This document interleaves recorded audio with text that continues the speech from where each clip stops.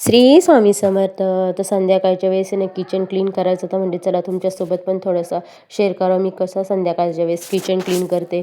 मग खूप सारा किचन आहे ना माझा खराब झालेलं होतं. पहिले आहे ना मी भांडी घासून घेते आणि ह्या बादल्या आहे ना दुधाच्या बादल्या आहे त्या पण मी घासून घेते. आणि आमचा दुधाचा व्यवसाय आहे ना, त्याच्यामुळे संध्याकाळी 3-4 बादल्या असतातच, किटल्या नाही संध्याकाळी राहत.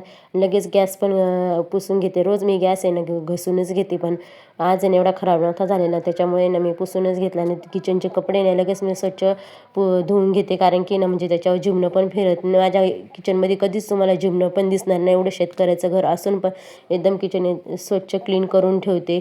आणि हे वायफरने इतकं छान निघालं ना माझं, त्या जवळजवळ 4-5 वर्षाचं आहे, पण त्याने इतकं छान पाणी निघतं ना, एखादी वस्तूच ना खूप छान निघते. आणि लगेच आहे ना हातासरसे लगेच ट्रॉल्यांवरून पण हात फिरून घेते. त्याला काय लागतात 5 मिनटाचा वेळात आपण थोडं थोडं काम केलं ना, तरी पण आपले किचन एकदम स्वच्छ राहतो.